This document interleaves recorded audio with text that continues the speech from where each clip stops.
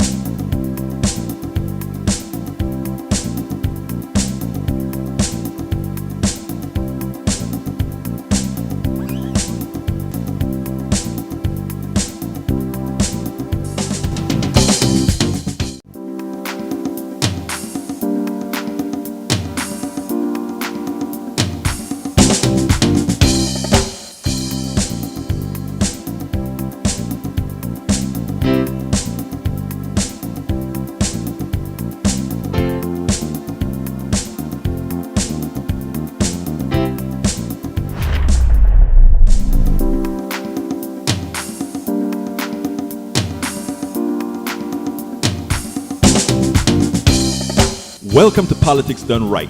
I am your host, Egberto Willies. This is a progressive program that will take the mystery out of politics. This is the program that will encourage you to make sure government becomes we the people. Whether you are liberal, progressive, conservative, or otherwise, you get to air your point of view. We are an independent media outlet that, unlike mainstream media beholden to corporations, we only owe allegiance to you.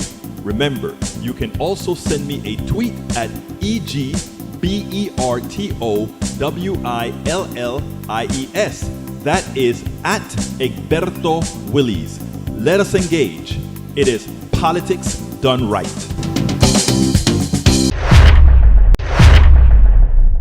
Well, folks, welcome to one more edition of Politics Done Right. I'm Egberto Willies, your host. Thank you so kind for being a part of the show. We are going to have un show maravilloso para mi gente.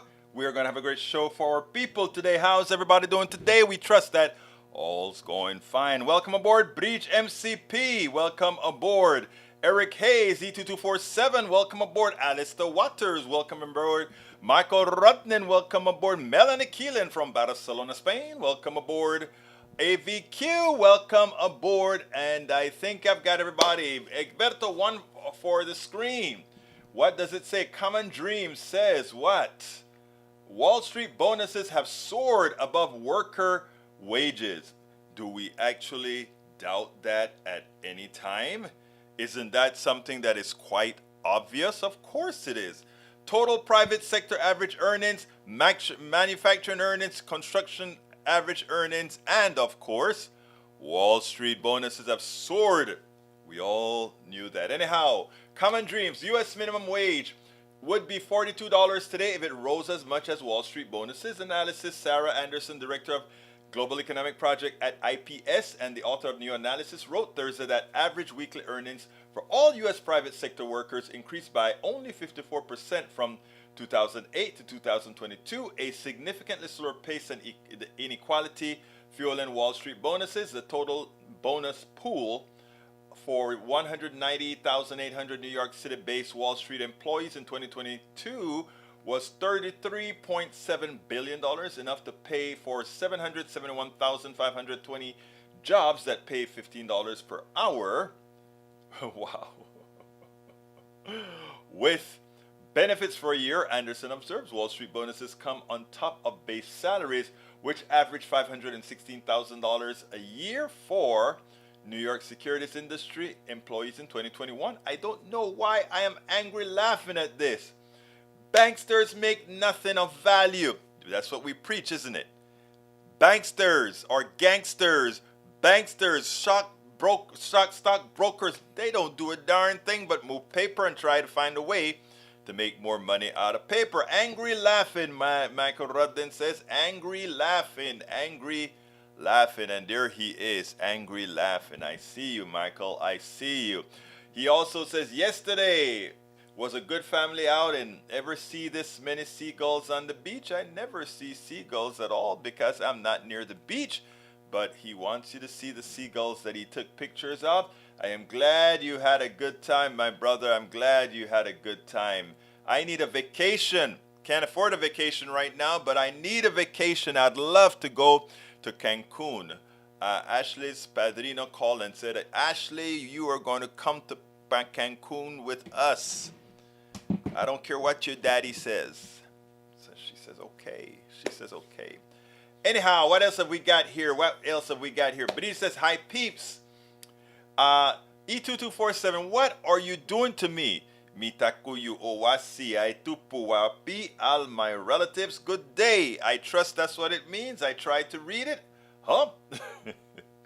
All right, Egberto. Bridge also has one for the screens. You guys are screening me up today. On the screen says, there is something deeply hypocritical about praying for a problem you are unwilling to resolve. I like that. I like that. All right, folks, what else have we got here? Alistair Waters says, greeting all. Got a headache moving in with the storm, so I can't say how long I'll last here today. I command your headache to go away. I command your headache to go away, like if I could do that. But I tried. Okay. E22. No, listen, Michael, how many things do you want me to put on the screen, brother? But because it's you, Neil deGrasse Tyson's tweet says, evidence collected over many years obtained from many locations indicates that the power of prayer is insufficient to stop bullets from killing school children. And we have all the examples we need. Right? All right, let me get rid of some of these things that you guys have sent me because you're filling up my memories. All right. Eric Hayes says, common denominator, Harris County, Kabul of Hidalgo, and Ellis and Garcia cheating people out of money for flood control. With virtually all the HUD money going to LMI areas, with not enough money left in enough flood bonds to finish all the projects, Judge Lina Hidalgo and Commissioners Rodney Ellis and Adrian Garcia owe us an explanation how they intend to fulfill the county's promise to voters who approved the 2018 flood bonds. I love it when rich people don't get the cut of a bond that they really wanted, right? For the decades and decades and decades that other parts of the city didn't get their due, nobody cares. Nobody cares, but it affects you. You know what's the solution? Guess what's the solution? Raise taxes. Raise taxes on those expensive homes. But you don't want that. It's okay. All right. Eric Hayes says, here is your big story. Russia is not fazed by the West and is making strategic alliances with huge countries, China and India, and dire consequences for America. It's almost like you want dire consequences for America. Aren't you a patriot? Where is our foreign policy going now? What's behind India's strategic neutrality on Russia's invasion of Ukraine? Do you really need to ask that? Cheap oil. Come on, man. This isn't rocket science. Egberto, I'm grateful to see you expressing good health today. I have a headache, but anytime I'm with you guys, I forget about it. You know why? Because you're my peeps. Eric Hayes says, guess go get you a Wall Street job. Not interested. I don't like screwing over people. I love people, you know.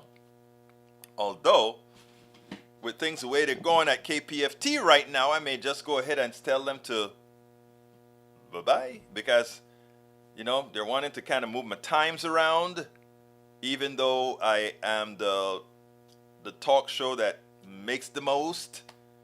They're talking about, well, you know, we want to try other things, da-da-da-da-da-da-da-da.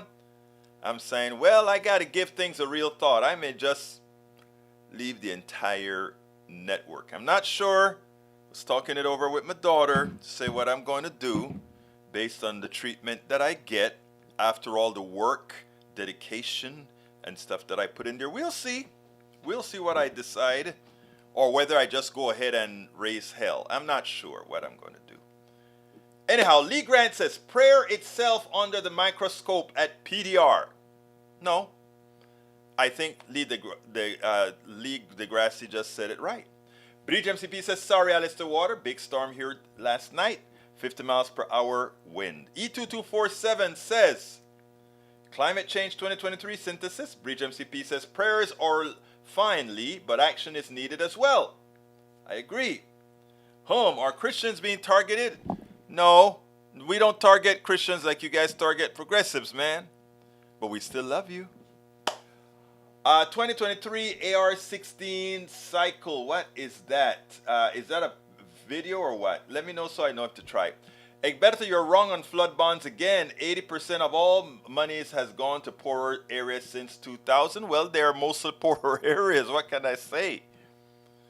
All right, let's continue. Bruce Pollard says, we can find a better channel. Yes, we can. Yes, we can. Yeah, I really got upset that they kind of want to move things around. I think if you're talking about KPFT, Bruce, yeah. In fact, if I don't really get what I really should have at KPFT, more than likely, we are going to work on another network. I've already started working with some others on a network. It's all inclusive, big channel network. So, you know, there's a lot to happen. There's a lot to work on. You know, so that's what we're doing. Yeah, seriously, I was upset. They were asking you for those ridiculous hours. Yeah, they put it with roses. It's like, oh, we want you to bring that hour in. You would be so good at 6 o'clock because you will reinvigorate a good hour, and you'll bring even more to us. You know, again, I was the top money fundraiser for what again? Talk shows, and my per hour average was higher than most music shows as well. Just saying. And you know, I would go out there and string wires and run wires and put up smoke alarms and all that good stuff for somebody to then tell me, well, we will talk about what we can do about ours, but you know, we want to bring other folks in, right? We want to. Okay, well, we'll see. We'll see what happens. I haven't decided if I'm just going to leave the network, or I haven't decided if I'll just go ahead and raise hell. You know, sometimes, you know, you guys know how I feel. I really like to be circumspect. I like to be complete. And I also love people, so I want to make sure that the things that I do don't affect those that should not be affected. Because it's not only about politics done right, it's about the audience, and it's about the myriad of people who call that place home. So there you go. That's what we really need to, you know, again, it's not about being selfish or self-centered or anything like that. You want to make sure that what you're doing is right by the people. Right by the people. And that's not a false modesty. That's not a false, you know, my brother sent me a piece in Spanish with this I guess he's an artist talking about what he wants to do and how he talks. And he said, don't listen to all these people. They come on air and give you a false modesty. I give you who I am. So when I look in the mirror, I see who I am. And that touched me because I said to myself, I want who I am to come across on the screen. And but here's the thing though, who I am today isn't who I was yesterday. I've learned so much as life moved on. Learned so much. I've even gotten humble. I had a chip on my shoulder like you'd not imagine. If you think I got a chip on my shoulder now, I had a chip on my shoulder because I came to America knowing that everything was against me and I had to go out there and prove things. Then as I learned, people are people. I remember when my wife used to say that, people are people, people are people.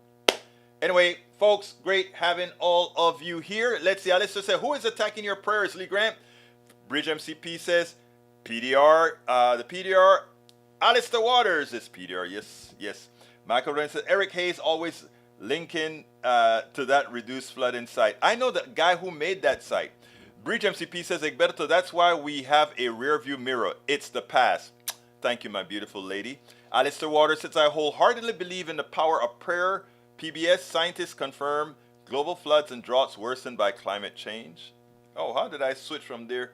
Oh, it scrolled. I was like, wow, how did I mix those two together? All right, folks, let's go get busy with our first video.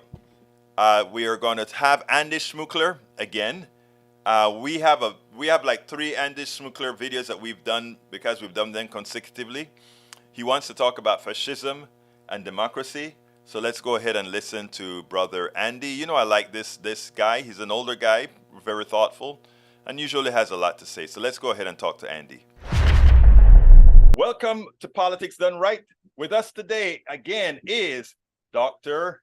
Andrew Schmookler, PhD, a prize-winning author, former Democratic candidate for Congress in Virginia's Red Shenandoah Valley, former radio talk show host, summa cum laude graduate from Harvard University, PhD awarded with distinction in a program specifically created to accommodate his original theory explaining how civilization has developed, and a frequent columnist in newspapers around the United States of America. Andy, welcome to Politics Done Right once again with our series, A Better Human Story. How are you doing today, sir? I'm doing okay.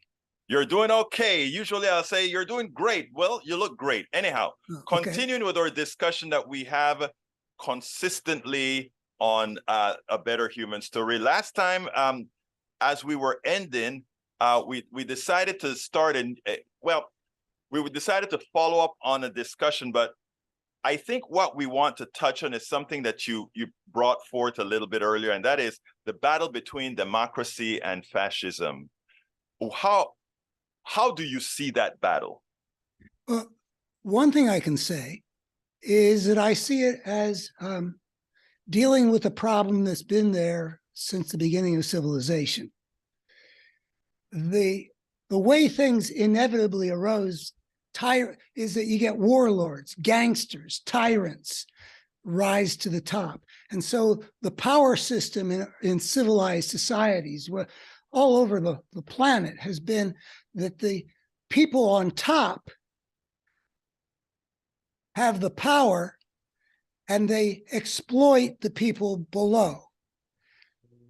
The question for humankind has been since the beginning of civilization, how can we arrange so that the people in general actually control the power, make it into an instrument of achieving their purposes, rather than the people being used to serve the purposes of those on top who are wielding power.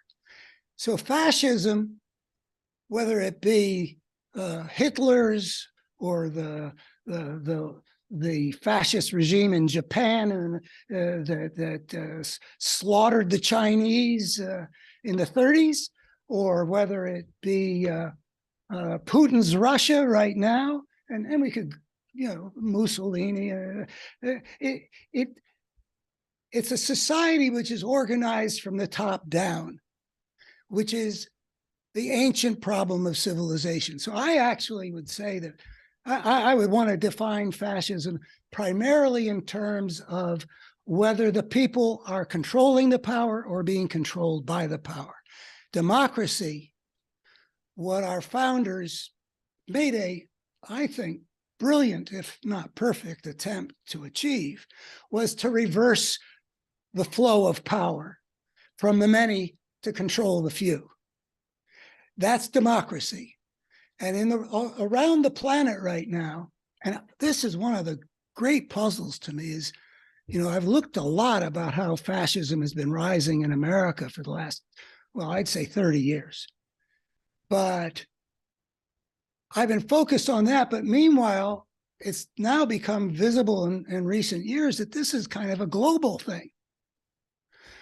Why is it that countries as apparently disconnected as India, which now has this Hindu nationalist, semi-fascist, yeah. And Brazil on the other side of the world, which at least until very recently had this.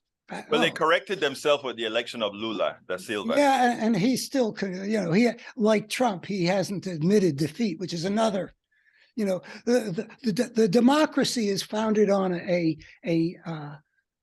treaty formed by everybody. We agree that our struggle for power will be conducted according to certain rules. Like you end up at the core of those is an election. And so we agree we will fight it out according to these rules. And when the people have chosen in the constitutionally prescribed way, not everybody does it, but you have to decide somehow, and that's how we do it. When the people have chosen, everybody says, okay, we'll have to go back and, we'll try again in 4 years or whatever the deal is. But we've had a couple of crises in America, which have been extremely destructive, when a force said, no, we're not willing to, grant you the power for the next 4 years. The South was not willing to accept that Abraham Lincoln had won the election according to the constitutional process. It helped them that the Whig Party and the Democratic Party had been broken apart by slavery, but those were the rules. But they said, no, we will not accept that. They've been, anyway, now in America now, and Bolsonaro in Brazil, and Kerry Lake in Arizona have this fascistic thing. We don't agree to play by the rules, not in terms of elections, we'll try for a coup d'etat if we lose the election, or in some states, this fascistic power, first in North Carolina, and then Wisconsin, then in Michigan, they lose an election and they scramble with their legislature to strip the powers away from the office that they lost. No agreement to play by the rules. And indeed, you look at Putin's Russia, you look at Hitler's Germany and all that. The rules are whatever the power wanted it to be at the time. Let's stop there, because you said something that that kept on inching on me with regards to when you spoke about starting from our founding and what makes fascist versus democracy, etc. Do you think that maybe let me just posit this, that the hypocrisy of a democracy may be responsible for the growth in fascism, not only here in America, but around the world? As an example, when you state categorically about our founding on democratic principles, but at the same time, I believe at the time of our foundings, only 5% or so of the people could actually vote because, again, you had to be land owning, etc. Don't you think that was sort of perpetrating that it was sort of a democracy, but a democracy of the powerful, which is probably just a step away from fascism? Well, the question is how to look at how causality is working. Right.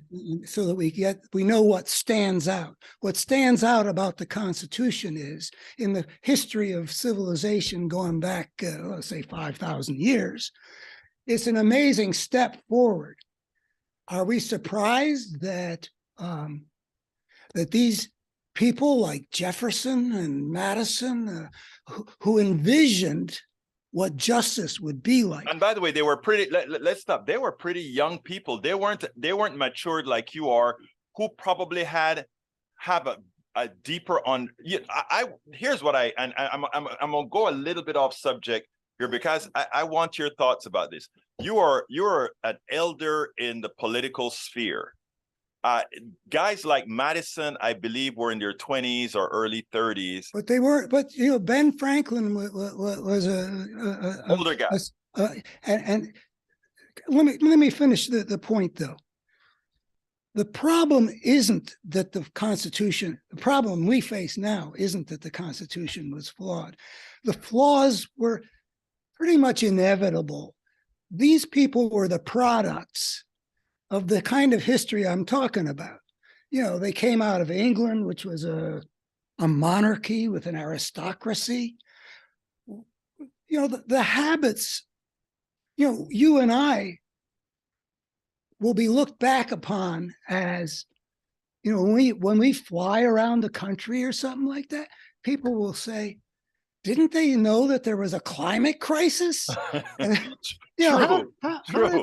How did these people decide, yeah, I can go visit Uncle Schlemiel by driving 500 miles? Didn't they think that they had some responsibility not to, So that's a very good true statement. Absolutely, yeah. So Jefferson was broken between the vision and the fact that he was an aristocrat in Virginia living off the labor of slaves. Right.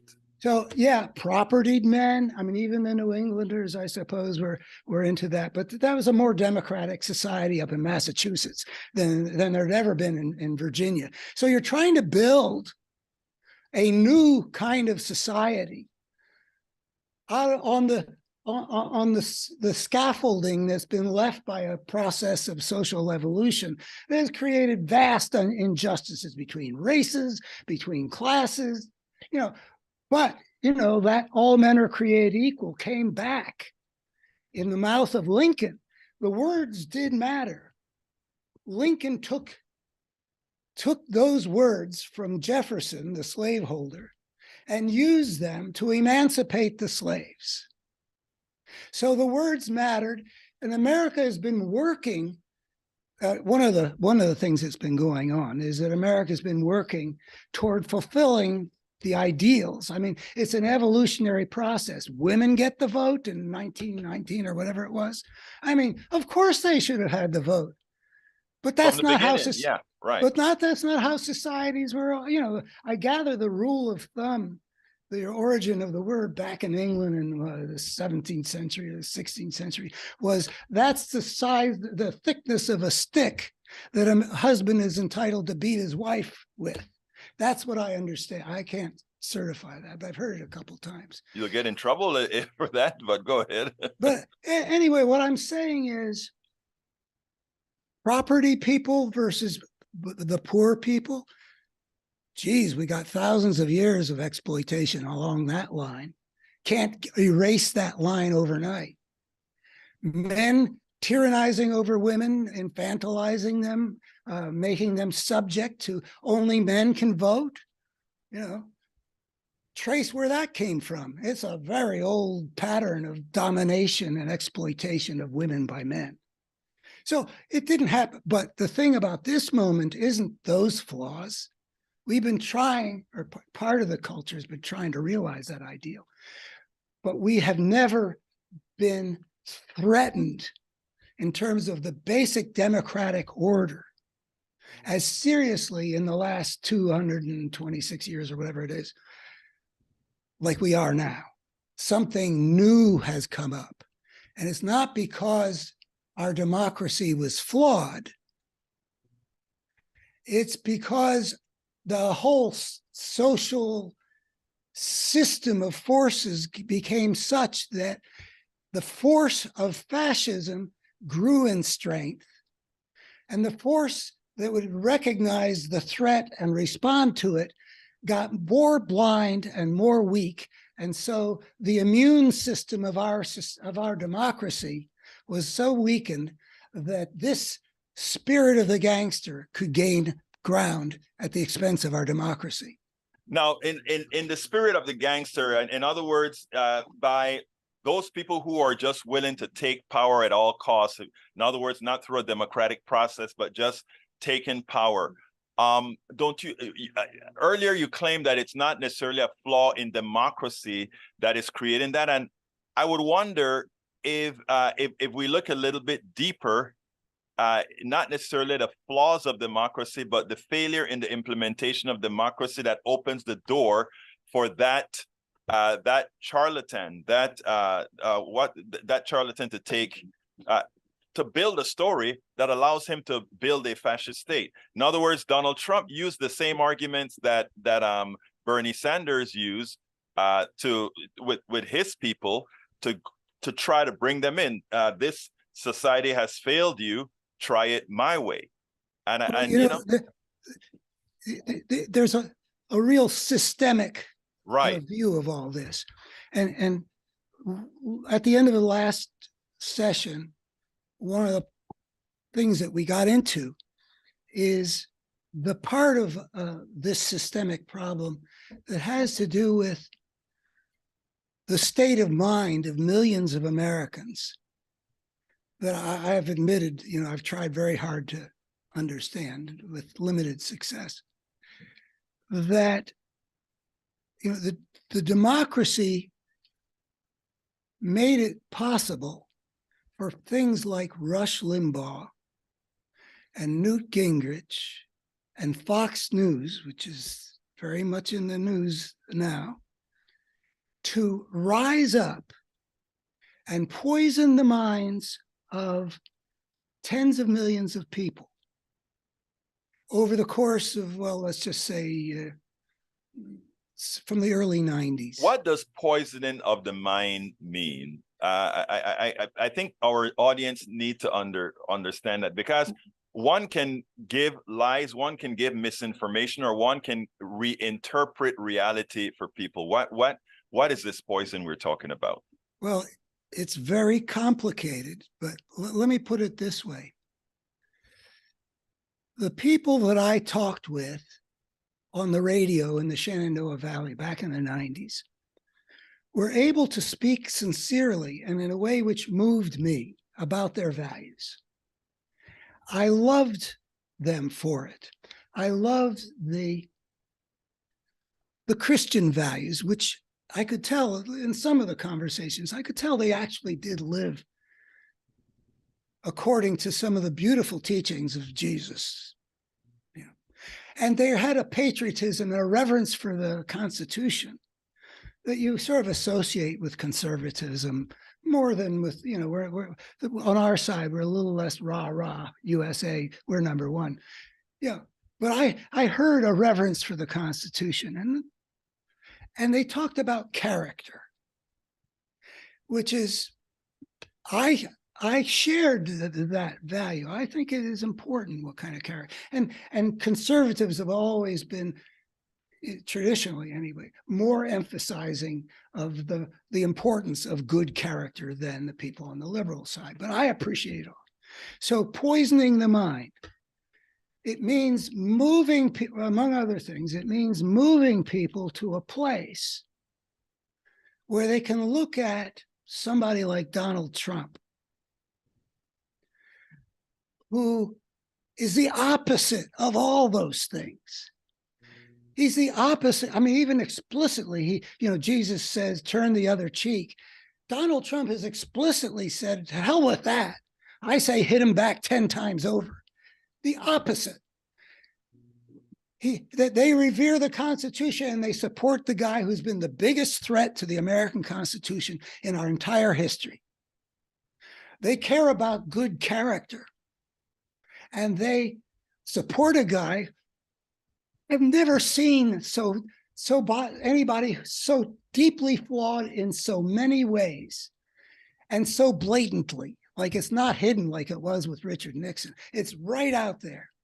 And so how is it? So you ask, what do I mean by poisoned mind? And I say, what is it that enables people like this, who were, say, back when the first Bush was president, if you'd shown them a Donald Trump figure in a movie or in real life, I really don't believe they would have had a different reaction from mine with what a terrible human being, and left it at that. But over the course of the poisoning of their minds from Limbaugh and his ditto heads through Fox News and we know what they've been doing, they eventually got to the place in 2015, after, what would that be, 23 years of poisoning, with Karl Rove pitching in while Bush was president.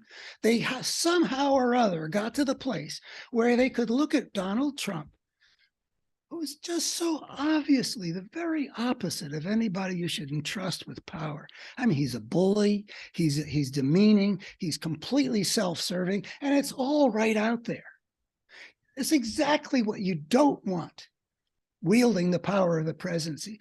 But after apparently 23 years, those people that I was talking with on the radio, who are beautiful in what they expressed, decided that Donald Trump was just exactly who they wanted in the White House. And even now, after watching him try to overthrow the Constitution in a violent coup d'etat, and wielding something which is the most obvious lie in the history of the world because of all the investigations and recounts and judicial findings, etc., they continue to believe that. What the hell happened to them? Well, something did, and I don't know how it worked, but I think I saw Limbaugh doing it. I think I saw Gingrich doing it.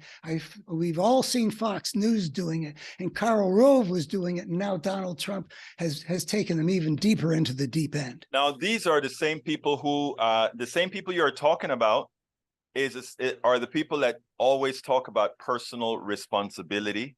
They used to. I don't know. Do they still? They still talk about personal responsibility. That's why they want to get rid.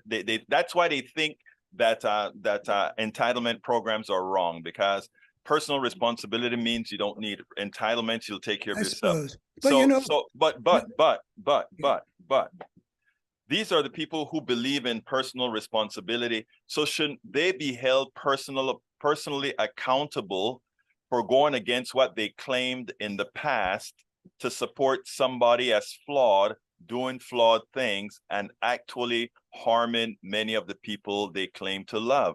Shouldn't they have to take personal responsibility for that? As opposed to just saying, Fox, look, I agree with you, and I'm just playing devil's advocate here. I agree with you that Fox News and all these guys found some part of these people's psyche that is able to have them vote against their own interests, support a person like Donald Trump, etc., etc. What within their psyche allows that? I think I know the answer, but I'd wonder if your thoughts on that. Well, let me address the question you just posed about the personal responsibility. We need to keep our eye on the prize. What's going on here is a battle between democracy and fascism. And fascism has fortified itself over the last 30 years, starting with Limbaugh, as I see it, by moving people's minds in that direction. I've got lots of thoughts about what's going on, but like I say, it's just sort of blows my mind that it could happen in a free society. And I've thought about it for years. But the question that needs to be asked is, what can we do so that X years down the line, whatever's a realistic 10 years, 20 years, 25 years, the people who have been captured in this way so that they could believe the unbelievable and support the unsupportable, that we do not have so large a contingent in our population that's of that sort. What can we do that will bring back? I mean, My wife and I know a couple of Republicans here. We're going to have them over for dinner, and their spouses, lovely people. And we've developed a very nice relationship. We're not going to talk about politics on this occasion. But the question is, if you've got lots of good people, in some sense of the word good, I think you took issue with me about using that word. Let me just say, if you interact with them in areas that don't touch upon the politics, there's a beauty that you experience. The guy I'm inviting to dinner here, we spar about things online with my op-eds. He is such a gentleman. He is so civil. He's even generous to me, and he's starting to move, I think. But anyway, he's an exceptionally fine person in terms of what I encounter there, except for the way he sees things. And what is and here's how I want to close this segment. How does he see things? And we are going to explore that right after this. Well, he either doesn't see what's happening. He's a guy from the Naval Academy and a long, distinguished career in the Navy. I think he thinks he may still think this is the party that he grew to love growing up in the post-war era from Eisenhower onward, He may not have noticed that a fundamental transformation has occurred in his party. It is something that would have been repugnant to every American conservative leader from George Washington to Dwight Eisenhower and the first Bush. They would have said this is ugly. Maybe he hasn't noticed that. Or maybe, I've sort of asked him this question publicly, maybe he thinks that if he stays in the party, but then he tells me he's supporting people like, he doesn't like DeSantis, he doesn't want Trump, but he would be happy with Nikki Haley, and he'd be happy with Ron DeSantis, with the black senator from Scott, South Carolina. As far as I'm concerned, if you see what's happening, Rick Scott, is that his first name? Rick Scott. No, Rick. Yeah. That's Rick Scott is the senator from Florida, but it is Scott. I can't remember his first. Tim Scott, maybe. Tim Scott. Yeah. Yeah. Anyway, he seems like a decent guy, but he violated his oath of office. Yes. He's a senator who voted to acquit Donald Trump, who was impeachable in more ways than we previously could have imagined one person could ever make himself appropriate for impeachment. So he was willing to serve the fascistic force in violation of his oath of office. Mr. Andy or Dr. Andy Schmookler, we are going to continue, and the next segment, we're going to explore a bit more about your dinner date. Thank you so kindly. Sounds like fun. On Politics Done Right. Love that guy, love that guy, love that guy, love that guy. Anyhow, let's see what else we got here. It seems to me that I missed some. Let's see. Oh, you guys have been talking. You guys have been talking. Hey, all! I saw on Daily Kos today that the Texas Observer will remain open. Yeah, did somebody beat me to that? I forgot that's what I was supposed to play today. I'll play the cowards things tomorrow. What time is it? 44? Maybe I can do them both still.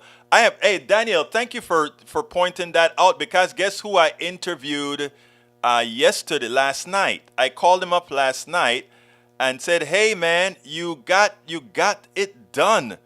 You actually got it done. And I am trying to find that interview right now. Where is it? The Texas editor, there we go. The Texas editor discusses keeping the magazine alive, and editor Gabriel Foundation. I think this is it here. There we go. I think that's it. Let's go for it. Welcome to another edition of Politics Done Right. You guys know what we covered today. The Observer, for some reason, they thought it was okay that the only real liberal rag in Texas would be shut down. Well, you know what? Crowdsourcing works. We are honored once again to have Gabriel Arana, who will be here telling us about the success that they've had in bringing back that magazine to life. Well, they brought it back to life before it actually died. Welcome to Politics Done Right, senor. Thanks so much for having me. Gracias. Let me tell you something, brother. When I a few days ago, I got an email from one of our listeners, and they said, I can't deal with it anymore. My progressive magazine, they're shutting it down. Then that's when I came out and tried to find you to find out exactly what was going on. To start, why don't you tell me a short synopsis of what happened? What happened? Well, it was business as usual. We were getting ready to finish the latest issue of the magazine, which is on women's health care, maternal health care in Texas. And on Sunday, I get a call from the Texas Tribune, and they told me that the magazine is closing and that they're firing everyone. And so, we found out, the entire staff found out that we were losing our jobs from another outlet. And the board hadn't bothered to tell us, about financial troubles. They hadn't tried to fundraise, and they didn't want to tell us until, the very last minute, and then just to give up. And we didn't want to give up. We love the Texas Observer. We love Texas. We love progressive politics. So we just said it can't happen, and asked the public for help. And your listeners and readers came through. As a chief editor, did I get it right this time? As a the editor-in-chief of the magazine. There we go. Did I get it right this time? Yeah, you did. But you can just call me Gabriel. Okay, Gabriel. Let me just say this. It's why do you think they had a vote? Why do you think that message went out to the Texas Tribune before any of you were made aware of it? I have no idea. It shows, that they cared more about how this would be perceived in the media than about, the well-being of any of the journalists on staff or the publication. We had been begging them to talk to us, in the weeks leading up to this. We had some people on the business side leave, and we wanted to talk about fundraising, and radio silence from them. They sat around while, Rome burned, and talked to the press before they talked to us. It was very insulting, given all of the work that we do and how important the Observer is to, Texas and democracy. For them to care more about, what the Texas Tribune thinks than what's going to happen to their own staff and us losing our jobs. Now, my question is, who is this board? I don't understand the structure, really. I thought that the Texas Observer was a 501c3 publication that took care of its own business. Please explain exactly how you're structured. Yeah. It's a little, I'm not a lawyer, so right. The Texas Observer is a 501c3, and the board is a separate entity, and they're, have the fiduciary duty of keeping us afloat financially, is their main purpose. And, they and treating us like human beings. Now, who selects the board? They select each other, and the staff had asked for, to have a journalist on the board. There are no journalists on the board. And we've just been ignored by them for weeks and weeks. So, it's all non-journalists. They've appointed each other. There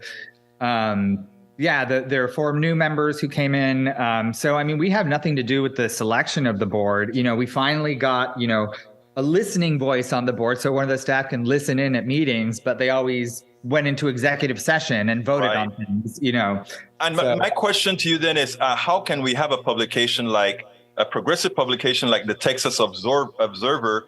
We have a board that doesn't seem to be functionally connected to publication. I see that as a clear and present danger. You got away. This one came through. I see an email or the letter that they sent with a whole ton of apologies, not only to the readers, but to the people, the donors, etc. But again, accountability. why isn't the structure of this magazine more so that it is the magazine proper and a board that reflects the magazine?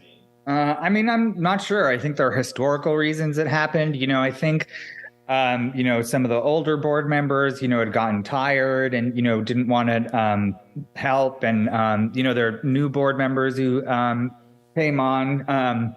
Yeah, I mean, it's hard to answer what's going on in their head. I mean, but we should, ideally, usually on most boards, the staff have a presence, the board has a good relationship with the staff, and we've been trying to connect with them, and nothing. I mean, it's weird for a progressive publication to have a board that treated us like we were a Walmart, and just wanted to shut us down and take away our access to our social media, our email, and and give up and close the publication entirely. If I were a betting person, it would not surprise me if this had something to do with the Texas culture, if you will, and who controls Texas. I mean, it almost seems to me like this was intentional to get rid of a magazine that holds no bars. That's what I mean, if you're looking at it like a blogger host, media host on the outside, it seems like they were intent on shutting you down because you take on contentious issues that scare the holy hell out of the current leadership in this state. Yeah, I mean, I think that shows, who the loyalties on the board, are too. I mean, when you don't have any journalists on the board, they don't see the value of the magazine, what, the purpose it serves, in democracy. They think like corporate people.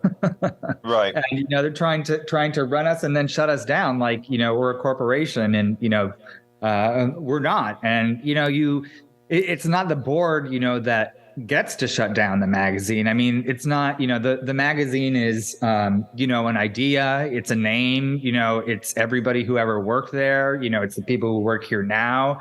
I think they didn't appreciate, I think they didn't appreciate, what the magazine is. And it's more than, the board, it's more than... Well, let me interrupt you there. You said they didn't appreciate what the magazine is. I may beg to differ. They maybe appreciate what the magazine really is. And in that light, my God, what the magazine is, it's a clear and present danger if we want to continue on this particular path that we have in this current government. Yeah, I mean, you would almost think that they were out to destroy us. Right. Yes. I mean, because when you care about something and, it's in trouble, you step in and, like a mother, try to save it. You don't lock yourself in the house and refuse to talk to anyone who's saying, hey, your baby is drowning. So let me ask you this in sort of closing. Where do we go from here? Because I'll be honest, I'm immediately going to go ahead and update a membership to your magazine, but one shouldn't feel safe that this board won't be manipulated a few months down when our short memories go away on this. So I hope, and you tell me yes or no, that there is some action to change not only the makeup of the board, but how the board functions as opposed to the rights that they have with regards to the magazine. Yeah, that was part of our demand letter, is that we don't just need, we need new board leadership. We need, to look at the bylaws, and to make it a more democratic institution like the magazine is. I mean, it was just so weird, and everybody found it baffling that, our board is, acting like it's run by a dictator, and so, there's part of our conditions, we're board reform and getting, the staff's voice on the board. I'm hopeful for that. You're right. This isn't the end, we raised a certain amount of money. Now, that helps inspire bigger donors because, the super rich people sit and wait. Right. See what the public does and then step in. And that's what, but I tell you, just reading the letter of apology. I mean, that's all it was, a letter of apology to just about everybody who really wanted to know what the hell was going on. Mm-hmm. And it's almost a cover, forgive me, now that I've been caught, please don't fire me. Well, it's time for the Texas Observer to really take this seriously, in my humble opinion. Progressive values are under attack throughout this country. And we need the brave folks like you guys. First of all, congratulations for this great, that's showing that crowdsourcing work when you get the people involved. I can't tell you how ecstatic I am that you guys were successful. Yeah. Well, thank you to you, and thank you to your readers. And we're all on the same team. Well, Gabriel Arana, muchísimas gracias por being here with me. No hay de qué. Gracias. Oh yes, I was so happy that they pulled it through. Michael says, heading out a few minutes early tomorrow. Me and my mom got a routine doctor's appointment. Same family doctor, most likely. We'll be away, so see you next week. Great to see you today, all of my peeps in the room. Let's see, what time is it? It's almost time for me to get out of here, but I want to put what's on the screen from, I think, was this Bridge? In my day, we had to wear a hood and a robe. Not just that, a hat. Not just a hat. Not just MAGA hat. We had to do all of that. Who gave me that meme? Was that Bridge MCP? I can't believe it. Anyhow, that was great seeing that, my friend. Anyhow, folks, anyhow. Let's go ahead and, I need to do my ask. After, let's go ahead and let's see what we're going to do here. Para ver. Please support Politics Done Right. And how can you do that? You can support Politics Done Right either by joining our PayPal. We need a whole lot of PayPals, folks. Can I say un café por un mes? Send us a coffee with PayPal. You can also support us via, that was actually Patreon, Patreon is spelled Patreon. politicsdoneright.com/Patreon. You can also support us by going through politicsdoneright.com/PayPal. politicsdoneright.com/PayPal. Support us on YouTube. Click that join button on YouTube and you become a part of the PDR posse on YouTube. Bree says, I wrote it. Michael got meme. Oh, you wrote it. Wow. Okay, my dear beautiful lady. You can also subscribe to us via Facebook.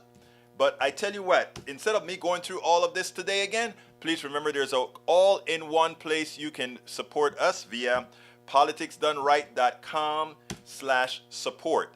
politicsdoneright.com/support. Thank you guys for always being there. You guys are the PDR posse. I'm going to tell you guys a story because there's a good chance that let's say I leave KPFT.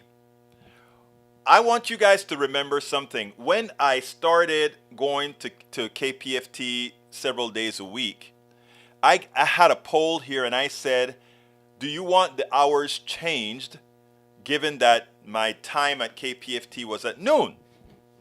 And you guys said, no, we want our show. This is our show. We want this show at 3 p.m. Central. 4 p.m. Eastern, 2 p.m. Mountain, 1 p.m. Pacific. That's what I did. So drove into town to do our show at noon and made sure that we stayed here because the team, one of the reasons I would have never given up on the PDR posse to put our eggs in the basket of some corporate or 501c3 network is because no matter where you are, whenever you get some sort of a corporate structure or some sort of a dictator or some sort of any one of these things, what you get is they want to own you. Well, you know what? Nobody owns you guys. Nobody owns me. We are a team. We are a family. And that's how it remains.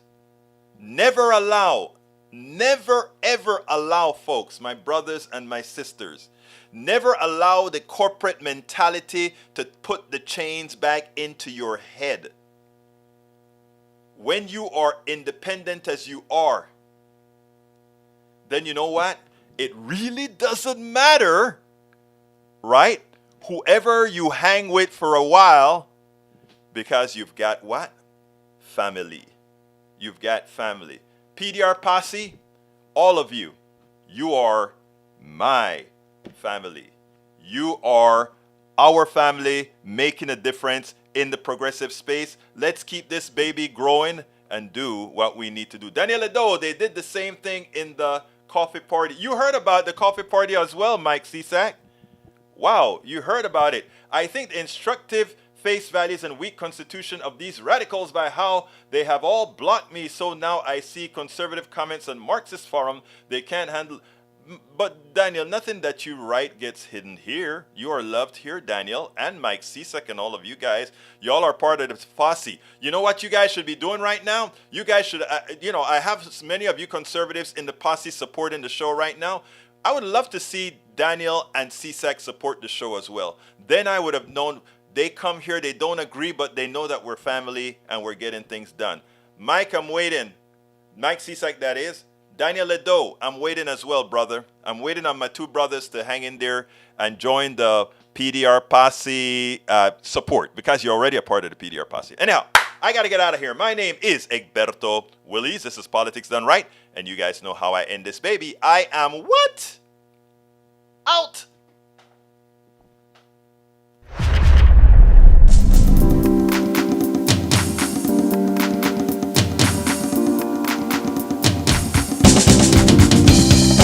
Welcome to Politics Done Right. I am your host, Egberto Willies. This is the progressive program that will take mystery out of politics. This is the program that will encourage you to make sure government becomes we the people. Whether you are liberal, progressive, conservative, or otherwise, you get here your point of view. We are an independent media outlet that, like mainstream media, we hold corporations. We own allegiance to you. Remember, you can also send me a tweet at EGBERTOWILLIES.